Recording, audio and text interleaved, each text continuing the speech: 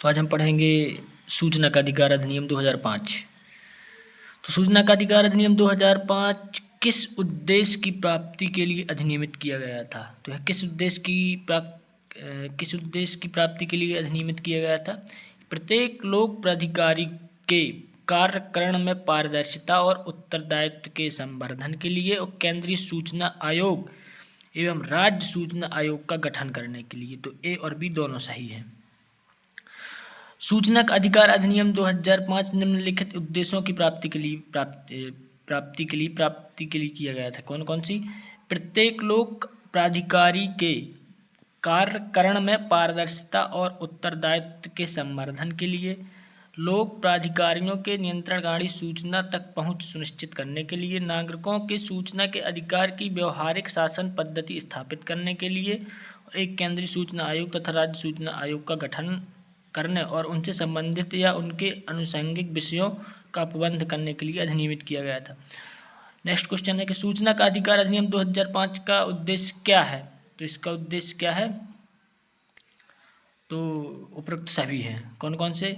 सूचना की पहुंच अधिक व प्रभावी हो, सूचना की पहुंच आसान व विशद हो, नागरिकों को सामान्य हितों जैसे निजी हित या सार्वजनिक हित से जुड़े मानकों में सूचना प्राप्त हो। ये सभी उसके उद्देश्य है। सूचना का अधिकार अधिनियम 2005 का उद्देश्य सूचना की पहुंच अधिक व प्रभावी हो, सूचना की पहुंच आसान व विशद के साथ नागरिकों के सामान्य हितों से जुड़े मानकों में सूचना प्राप्त हो।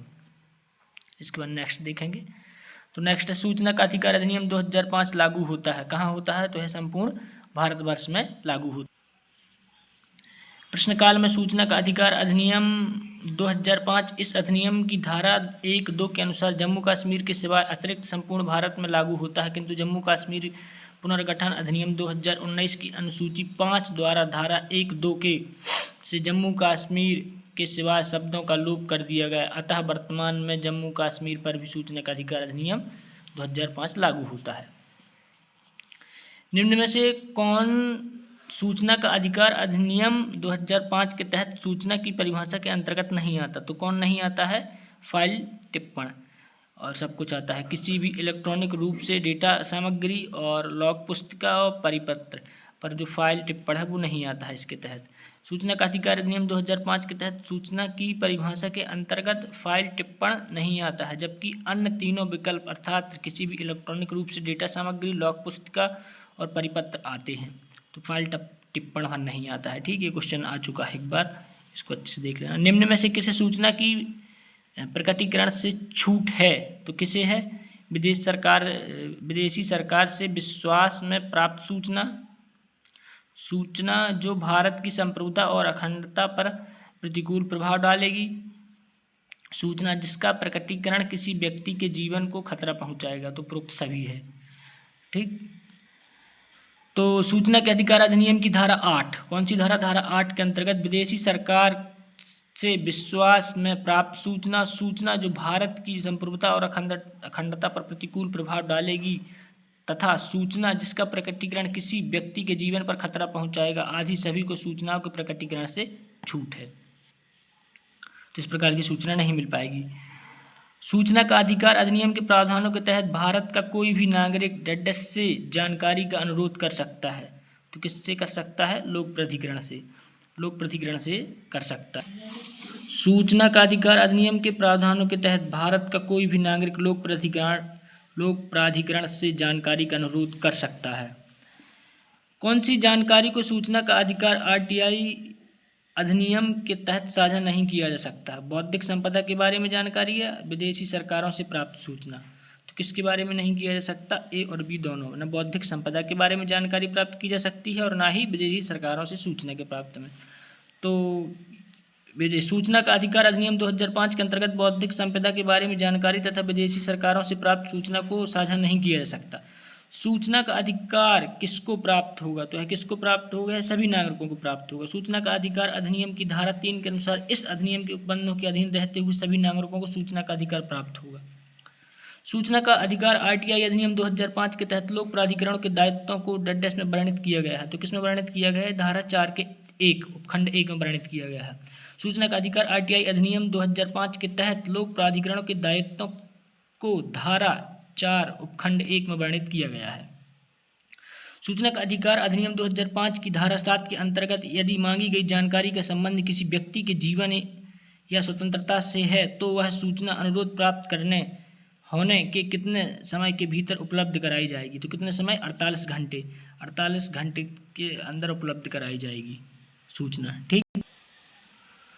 सूचना का अधिकार अधिनियम 2005 की धारा 7 के तहत यदि मांगी गई जानकारी के संबंध में किसी व्यक्ति के जीवन या स्वतंत्रता से है तो वह सूचना अनुरोध प्राप्त करने के 48 घंटे के भीतर उपलब्ध कराई जाएगी। आरटीआई आवेदन निम्न में किया जा सकता है। तो किस में किया जा सकता है? हिंदी, अंग्रेजी या क्षेत्र की आधिकारिक भाषा में, ये तीनों में किया जा सकता है। ये धारा 6 में दिया गया है। सूचना अधिकार अधिनियम 2005 की धारा 6 के अनुसार सूचना प्राप्ति के लिए आवेदन हिंदी, अंग्रेजी या अन्य प्रादेशिक भाषाओं में किया जा सकता है। ऐसा आवेदन लिखित रूप से या इलेक्ट्रॉनिक युक्ति के माध्यम से किया जा सकता है। इसके बाद नेक्स्ट क्वेश्चन है, सार्वजनिक अधिकारियों को कुछ सूचनाओं के प्रकटन से छूट दी गई है, जैसे कि बौद्धिक संपदा अधिकारों से संबंधित जानकारी, एक विदेशी सरकार द्वारा विश्वास से प्राप्त जानकारी और व्यापार रहस्य यानी ट्रेड सीक्रेट, और भारत की संप्रभुता और अखंडता को प्रभावित करने वाली सूचना। तो ये चारों प्रकार की सूचनाओं से छूट दी गई है। ठीक, इसका राइट आंसर भी रहेगा। सूचना का अधिकार अधिनियम की धारा 2005 की धारा 8 में वर्णित सूचनाओं को प्रकटन करने से छूट प्रदान किया गया है। इसके अनुसार निम्नलिखित परिस्थितियों में छूट प्रकट नहीं की जाएगी।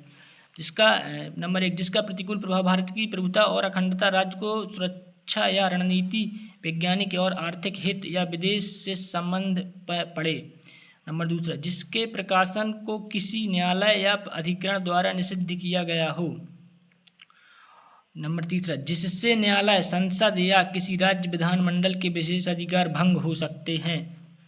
जिसके प्रकट करने से किसी व्यक्ति के जीवन या शारीरिक सुरक्षा के लिए खतरा हो, या विदेशी सरकार से विश्वास में प्राप्त सूचना। तो इसमें सबसे मुख्य बात यही है कि जो धारा 8 में वर्णित सूचना को प्रकटन करने में छूट है, जो नेगेटिव पॉइंट रहेंगे उसी में टिक करना है कि ये जिनमें प्रतिकूल प्रभाव पड़ेगा तो उनमें टिक नहीं करना है, उनमें छूट दी गई है, उसकी सूचना व्यक्तियों को नहीं दी जाएगी। ये धारा 8 में दिया गया। इसके बाद नेक्स्ट क्वेश्चन है, केंद्रीय सूचना आयोग में एक मुख्य सूचना आयुक्त होता है और सूचना आयुक्त होते हैं जिनकी संख्या से अधिक होती है। तो कितनी संख्या? 10 से अधिक होती है इसमें। ठीक, तो सूचना का अधिकार अधिनियम 2005 की धारा 12 के तहत केंद्र सरकार को केंद्रीय सूचना आयोग के गठन की शक्ति दी गई है। केंद्र सरकार राज्यपत्र में अधिसूचना जारी कर केंद्रीय सूचना आयोग का गठन करेगी। केंद्रीय सूचना आयोग का गठन मुख्य सूचना आयुक्त तथा 10 अधिक केंद्रीय सूचना आयुक्तों से मिलकर होगा। मुख्य सूचना आयुक्त और सूचना आयुक्त विधि, विज्ञान, प्रौद्योगिकी, समाज सेवी, प्रबंध, पत्रकारिता, जनसंपर्क के माध्यम से शासन का व्यापक ज्ञान और अनुभव रखने वाले विख्यात व्यक्ति होंगे। सूचना का अधिकार अधिनियम 2005 की धारा 8 के अंतर्गत निम्नलिखित में से कौन सूचना प्रकट के लिए छूट दी गई है? तो फिर से आ गया यही क्वेश्चन। तो इसमें कौन सी छूट दी गई है? तो इसमें दी गई है, मंत्री परिषद के विनिश्चय और विनिश्चय किए जाने वाले विषय को पूरा और विषय को समाप्त करने के होने के पश्चात छूट दी गई है।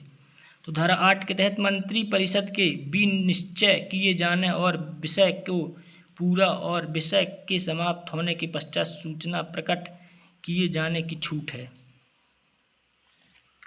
इसके बाद ये है कि केंद्रीय मुख्य सूचना आयुक्त की नियुक्ति समिति का एक हिस्सा होता है प्रधानमंत्री, लोकसभा में विपक्ष का नेता, भारत के मुख्य न्यायाधीश, भारत के राष्ट्रपति। तो इनमें से कौन कौन हिस्सा होता है? तो इनमें से हिस्सा होता है पी और क्यू। तो पी प्रधानमंत्री और क्यू लोकसभा के विपक्ष का नेता। ठीक, तो केंद्रीय सूचना आयोग 2005 की भारत सरकार द्वारा अधिनियम 2005 के प्रावधानों के अंतर्गत की गई थी। और धारा 12 के अंतर्गत केंद्रीय सूचना आयोग में एक मुख्य सूचना आयुक्त और 10 सूचना आयुक्त होते हैं। और भारत का राष्ट्रपति मुख्य सूचना आयुक्त और अन्य सूचना आयुक्तों की नियुक्ति प्रधानमंत्री की अध्यक्षता वाली समिति की सिफारिश पर करता है। और इस समिति में प्रधानमंत्री समिति का अध्यक्ष होगा, लोकसभा के विपक्ष का नेता होगा, प्रधानमंत्री द्वारा नाम निर्दिष्ट संघ का एक मंत्री भी शामिल होता है। वर्तमान में भारत के नवे मुख्य सूचना आयुक्त सुधीर भार्गव जी हैं। मुख्य सूचना आयुक्त का कार्यकाल क्या है? तो मुख्य सूचना आयुक्त का कार्यकाल कैसा है? ऐसी अवधि के लिए जो केंद्र सरकार निर्धारित करे। तो सूचना का अधिकार अधिनियम की धारा 13 के अनुसार मुख्य सूचना आयुक्त ऐसी अवधि के लिए जो केंद्र सरकार द्वारा निर्धारित की जाए अपना पद धारण करेगा, किंतु 65 वर्ष से अधिक के लिए नहीं हो सकता है। एक संशोधन किया गया था कब? संशोधन अधिनियम 2019 द्वारा प्रतिस्थापित किया गया था। गठन कौन सी धारा में है? गठन है इसकी सूचना का अधिकार अधिनियम 2005 की धारा 12 में केंद्रीय सूचना आयोग का गठन है। और इसके बाद इसमें धारा 13 में क्या दिया गया है? तो धारा 13 में इनकी अवधि दी गई है। राज्य सूचना आयोग के कार्यों का साधारण अधीक्षण, निर्देशन और प्रबंधन किसमें निहित होता है? तो किसमें निहित होता है? राज्य मुख्य सूचना आयुक्त में निहित होता है। तो सूचना का अधिकार अधिनियम 2005 की धारा 15 के अनुसार राज्य सूचना आयोग के कार्यों का साधारण अधीक्षण, निर्देशन और प्रबंध राज्य मुख्य सूचना आयुक्त में निहित होता है। अन्य राज्य सूचना आयुक्तों द्वारा इसकी सहायता की जाएगी। वह सभी ऐसी शक्तियों का प्रयोग एवं कार्य स्वतंत्र रूप से कर सकेगा जो उन्हें आयोग द्वारा सौंपा गया है। इसके बाद नेक्स्ट क्वेश्चन, सूचना का अधिकार अधिनियम 2005 के तहत सूचना अधिकार में निम्न में से कौन सा शामिल है? तो दस्तावेज और रिकॉर्ड का निरीक्षण करना, सामग्री के प्रमाणित नमूनों को लेने का अधिकार, print out, disk, video cassette आदि के रूप में जानकारी प्राप्त करने का अधिकार। तो इसमें कौन सा है? इसमें तीनों हैं, दस्तावेजों और रिकॉर्ड का निरीक्षण करने का अधिकार, और सामग्री के प्रमाणित नमूनों को लेने का अधिकार, और print out, disk, video cassette आदि के रूप में जानकारी प्राप्त करने का अधिकार। केवल इसमें फाइल टिप्पण भर प्राप्त नहीं कर सकते हैं, बाकी ये सब प्राप्त कर सकते हैं। ठीक।